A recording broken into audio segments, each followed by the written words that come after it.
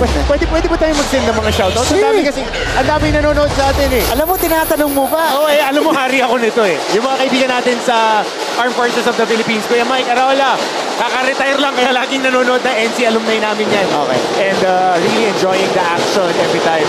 Mga kaibigan natin sa Air Force, sa Navy, sa Army, Kuya Jericado, Kuya Narayan, Dasavier, mga kaibigan natin yan.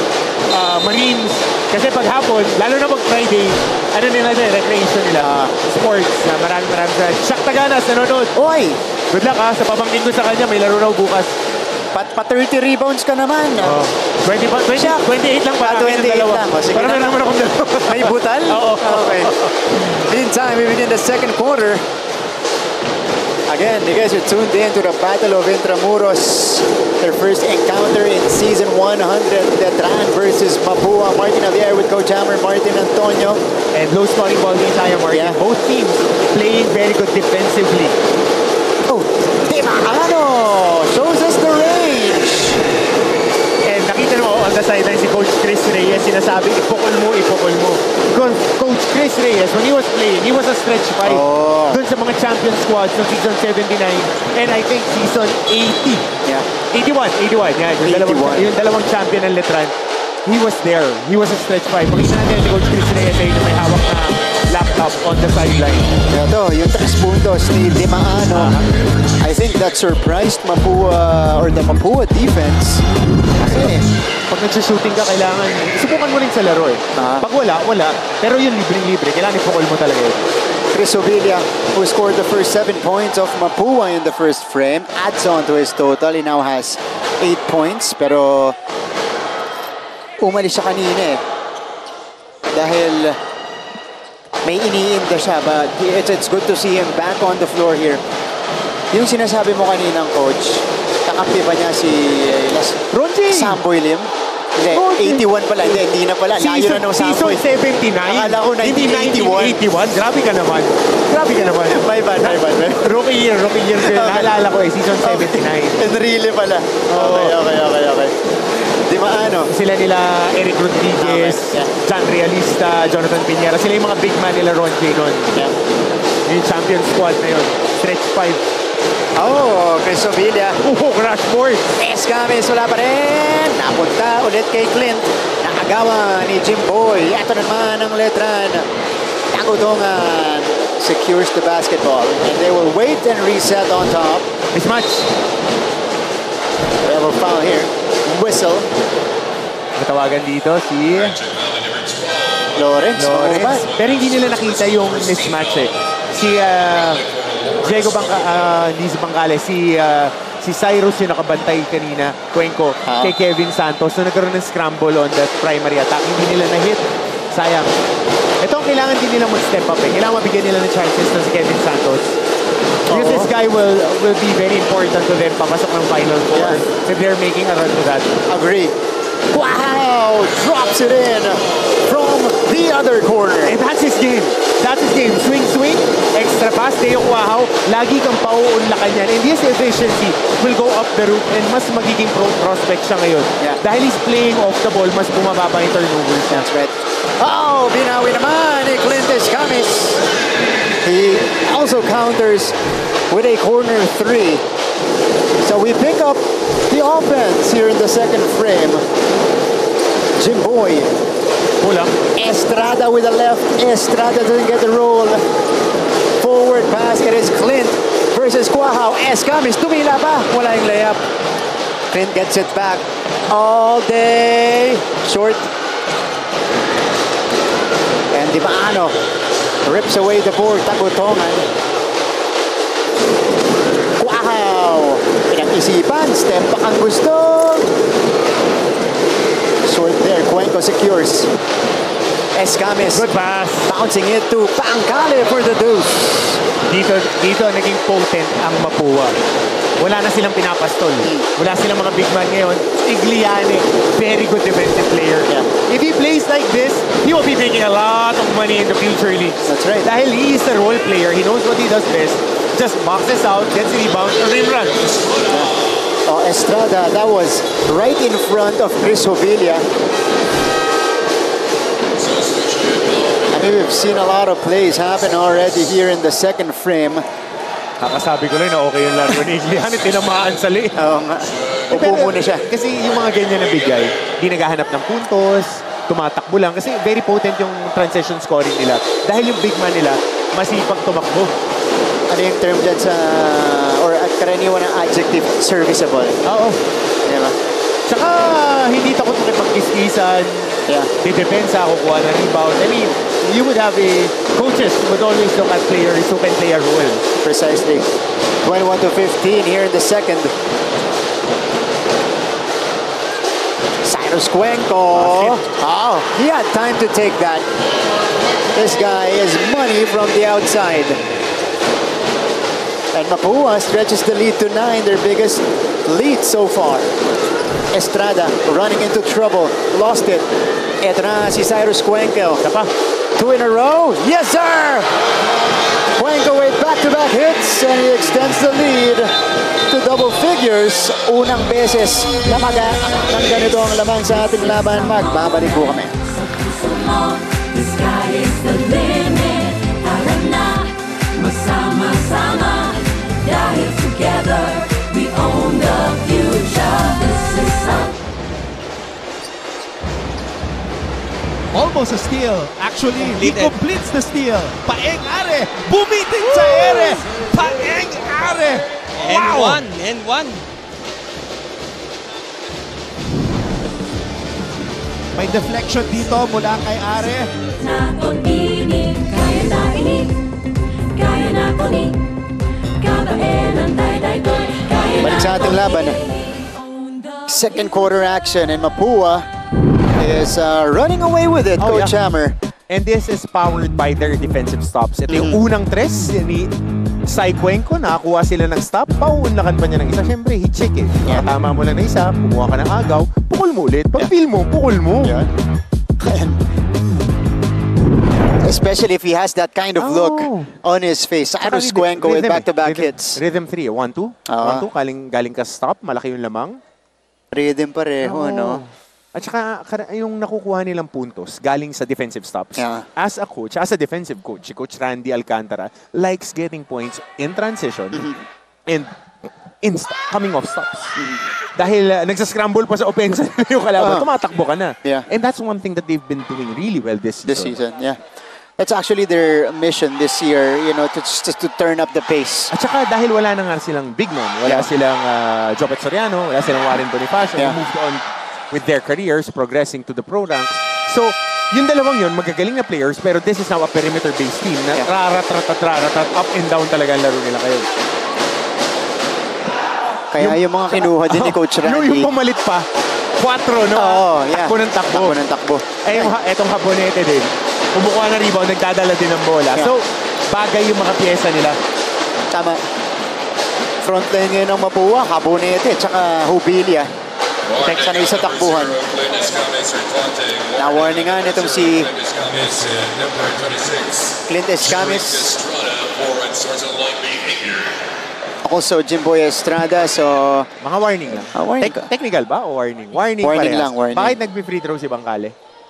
Ito ang malaman. Did they call the technical? On Jimboy, yeah.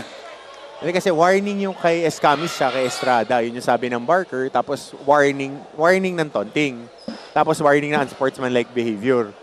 So bakit may nag-free throw? Kasi it cancels each other out. So tingnan natin. Itong ika-clarify. Dito nila ref Cornelio. So inbound lang to. Inbound lang to. Okay. Hindi. May free throw si Bangkale. Ano yung tawag? Kailangan natin maging klaro dito. Ayan, walang free throw. Natatrap lang sila ng 1-2-2. Akala ko mag-free throw eh. Napatayo ka eh. Ako rin eh. Na-fake tayo ng Bangkale. Si JR kasi. Sumisensya sa free. Okay, so let's turn it over courtside. Nandito ulit ang ating courtside reporter na si Kayla Afable. Kayla, go ahead. When I spoke to Knights head coach Alan Ricardo about what their strategy would be today going up against the Cardinals, he said that they would need to overcome the physicality of their competitor and limit their scorers. Ika nga niya, kung makadikit kami all throughout the game, then maybe we have a better chance of making it to the end. For the Cardinals, it's all about sticking to what they see from the Knights and adjusting accordingly.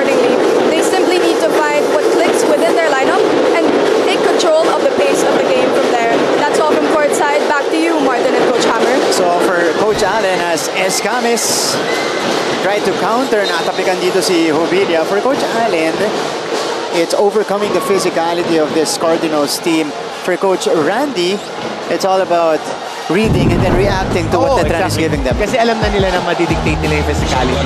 When it comes to Mapuas, we see that pop-out three ni It looks comfortable na from long distance. He's been working and he lost some weight. He lost a lot of weight. Yeah. So he is transitioning now into moving into a combo forward as he progresses into his career. 6'6", malaki pa rin yan. 3'4", so kailangan niya rin yan as he progress. Escamis with the separation. Bounce pass. Habonete scores. Automatic read of the backdoor. Caught napping yung depensa ni Pau Havillonar. Strong side tag. Backdoor, libre. Yeah. Ang mahilig sa ganyan, EAC. Dami nila nakukuha sa ganyan. That's right. Good off-ball action by John Habonete. Lead is back up to 11. Montesilio turns around, sends it out. Havillonar nahirapan sa salo. This is gonna be called on Christopher Jubilia. Ito, Escamis. Oh, muntik burahin doon. Itong si Estrada, but Habonete doing a great job cutting baseline. Good instincts kasi nakita niya, di nga strong side tag. Sumama lang sa depensa si Havillonar. Dahil ganun katindi na-attract si Escamis na depensa. This is an automatic read the moment that he swivels his head go backdoor. Yeah. Natapikan si Havillonar. Jubilia is on the move. Jubilia! And that's a tap from behind galing dito kay Jimboy Estrada to prevent that fast break play. Tap is an understatement with that play. But again, it's going for the basketball. Yeah, it is. Nahuli niya nung sumide step itong si Chris Jubilia. Pero nakita mo, no, Coach Hammer, in that open floor, Jubilia immediately saw red. Sabi, atakihin ko na to. Yan ang laro niya eh. Yeah. And he's given more chances today. Lalo na pagkasakit na siya, crashing down. Binigyan mo ng bola, downhill. Yung gagapi nga, tsaka Pablo. 6'7", 6'8" eh. Oo nga. Ine-erehan eh, di ba? Di natakot. Kaya si Jubilia. ang key dito, pag si Chris Jubilia, you gotta ball stop right away. 3-on-2, 2-on-1. You gotta sacrifice your body. You gotta contain his first attack. Kasi pag na-contain mo yung first attack, may darating na tulong. That's right. Chris Jubilia, first guy in double figures today with 10 points. Jimboy Estrada has been a non-factor offensively so far, at least in scoring. Di Maano, Montesilio, left it short. Jubilia taps that one to himself. Sensi, pagka medyo tatamad-tamad yung kamay mo, mahirap eh. Kasi active hands lahat ng kalaban mo. Kita mo pag rebounding, tapikan, pagka scramble, tapikan. Pagka medyo larong aircon ka, yari ka dyan eh. Yeah, lagi kang matatapikan. Escamis drains it from the outside. This guy has found his touch. Yup. 8 points already for Clint. And the lead has ballooned to 15. Pinakamalaki sa first half. Estrada, high off the window, no. One more time, wala pa rin. Escamis, forward pass. Pancali recovers, tracks it down. Escamis from the middle, bouncing it in. Oh! The rejection from Estrada. Good hustle play by Jimboy Estrada. Montesilio gets the bump, and he gets the whistle as well. A very smart move by Montesilio, going downhill. Nakita mo to ha? This was the last three-pointer by Clint Escamis. Sa harapan ng bantay. Favorite niya yan. Oo. Ipepweste na siya. Pag nakatagilid na siya. Pero man chase down ni Estrada. Pero yung kanina yung nakita mo, nakita mo yung habits niya. Pagka smart guard, medyo mag-minor kahit downhill. Pag nakitang nag-open up yung hip, i-dip yung shoulder. Tapos ida-downhill niya para pag napasok yung balika, tapos shumat attempt, pag tumalon ka, sasabit at sasabit. So automatic tatawagan, ano? Hindi naman automatic eh. You are forcing the referees to make a call. Oh, yeah. Kasi pag tumalon yung defensive player, tapos ikaw, ang talon mo pa sa simultaneous, papabor sa offensive player yung tawag. At saka pagka hindi malambot yung atake mo. Talino maglaro to si Nat Montesilio. I like the way he plays. I like the way he plays. Yeah. Very gritty guard. Ay, kamo yung katawan niya. Talagang pangpanggaan. Saka hindi ma-turnover. Yeah. Efficient, sa steady na guard. in handling the ball. You can use him as your primary guard or your first backup para pagka papasok yung second group mo, hindi nagtatapon ng bola, you can execute well. That's right. today he was used as the starting guard. CJ Delfino is in the game for the first time. Ito siya, kinukulit niya itong si Mangubat. Delfino in the previous games has gotten some starts for Coach Allen Ricardo. Ooh! Hold on. Yeah, Recto is arguing that Natapik daw ni Coach Coach Allen Allen. tapped the ball. Baka inadvertent contact. Inadvertent contact on the sideline regarding Coach Allen. Tingnan natin ha. Inadvertent contact. Then we have to rewind a bit. A little bit more. Yeah. Baka dahil nagpo-coach lang si Coach Allen na nakataas ng kamay, hindi natin alam. Pero humingi ng replay dito si Coach Randy. Coach Randy. Kasi parang mga officials, yung mga coaches on the sideline, kaya sila nasa gilid. Ito, Coach. Recto. Ayan na. Atakihin yung depensa. Tumama lang sa kamay. They will be rewarded with a technical foul. Yeah. One technical free throw for Mark Woodfall.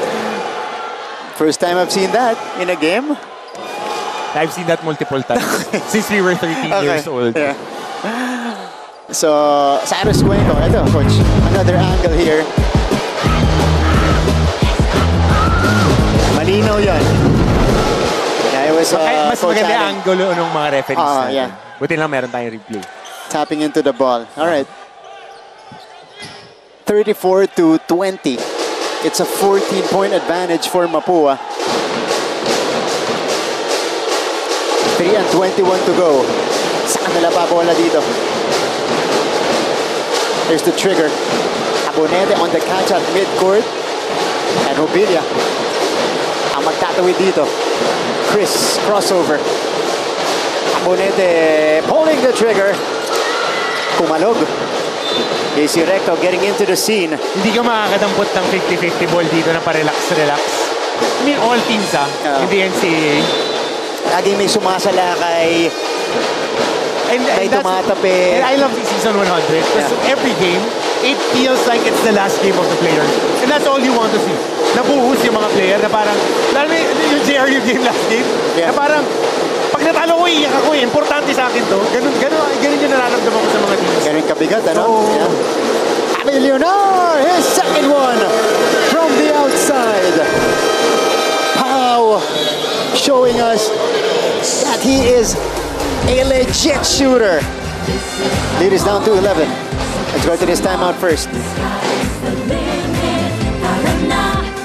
Sama-sama, dahil together we own the future. This is our league, this is our Court pressure, which kilala talaga tong team na to dyan sa ganyang depensa.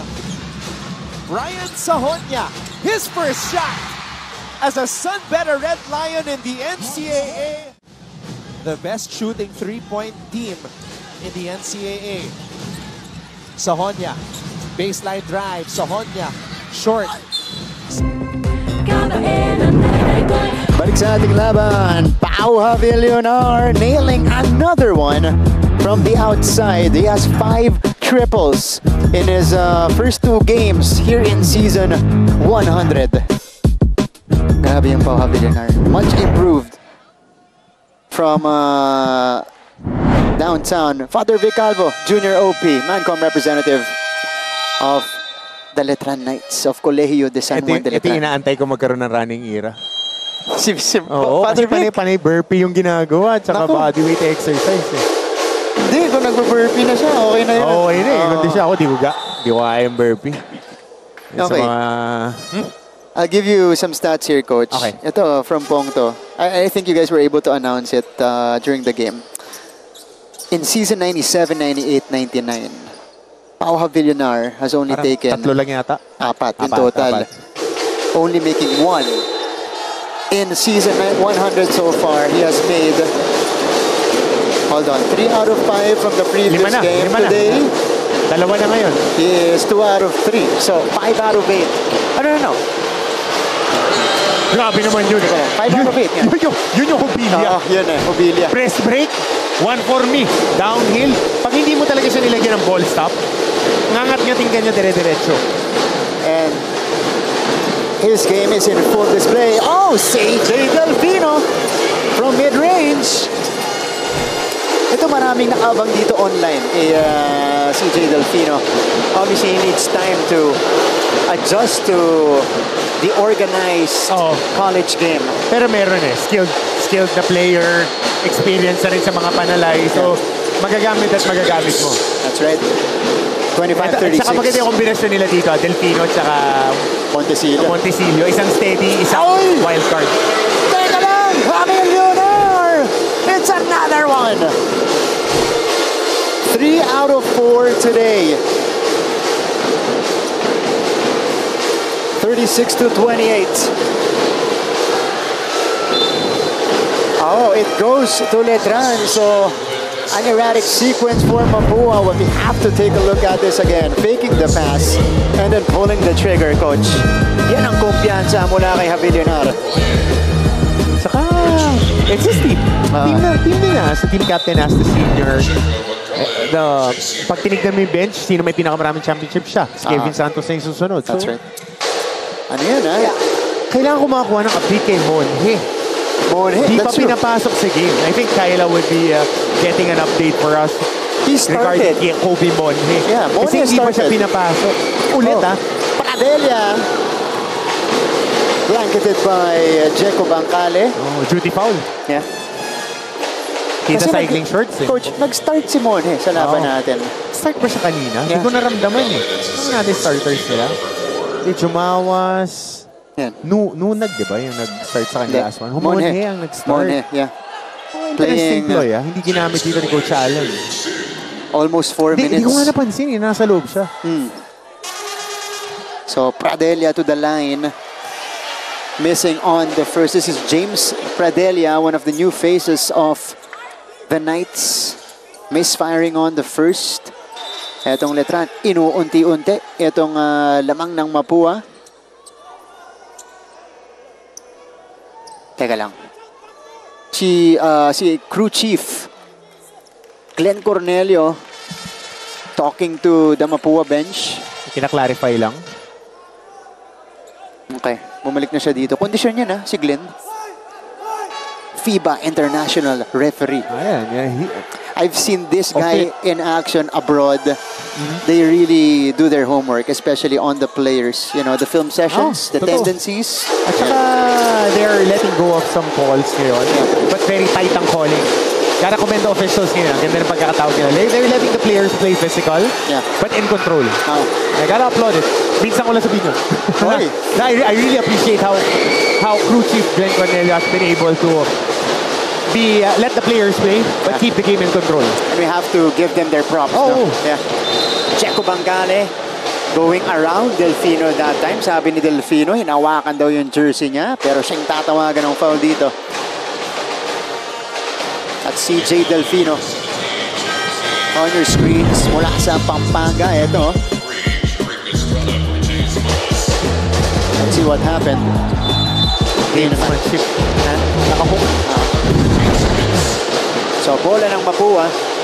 A minute left in the second. Bancale gets the bounce. Jeco Bancale, solid pick-up from si Safi. Si Jeco Bancale. Solid stable siya. His second year with the Mapua Cardinals. Jim Boy. Montesillo surveys the floor. Delfino will take it. Oh, that's a sportsman-like foul. I've seen one. That was straight to the face. Number 30. Tingnan natin, ha?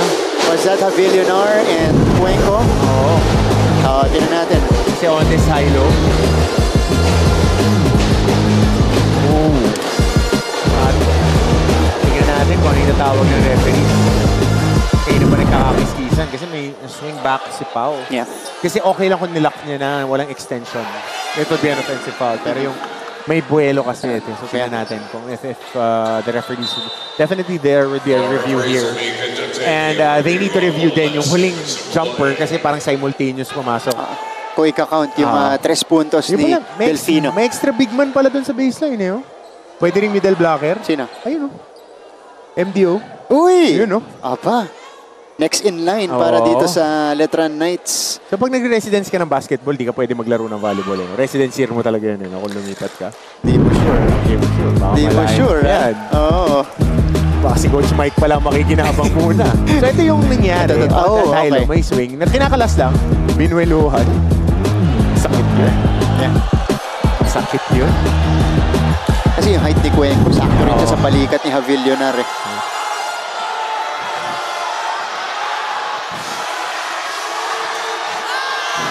Alright, so it's gonna be up to our officials.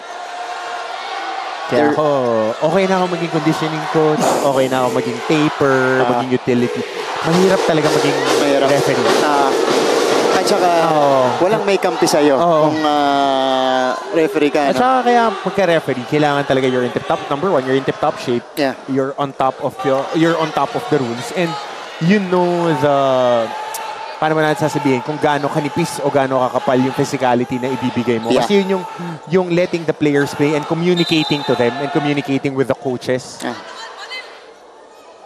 Oh, it's just an offensive foul. It's not an no upgrade. sportsmanlike foul. No upgrade. You're right. Ang pinakamahirap, isa sa mga pinakamahirap na trabaho ng official is to keeping it consistent. Yung mga tawag natin, gaano kakapal, kanipis, di ba? Kasi kapag ka manipis yung tawag mo sa kabila, ka-questionin ka nung kabilang team. 38-28. So an offensive foul. Coach, they didn't count the three-pointer by CJ Delfino. So an empty trip for the Letran Knights. 37 seconds left in the first half. Escamis will inbound the ball. And we're seeing a press here applied by the Letran Knights. So it is Montecillo taking on Pancale from the backcourt. They go to Clint here. Clint, Mismatch. big man, Javillonar, captain versus captain. Javillonar against Escamis. Step back three. Masyado malakas. Letran can opt to take the final shot in the first half. Jimboy has 10. Good step up screen. Javillonar. Balik kay Estrada. Balik kay Good Javillonar. pass. Pradelia. No.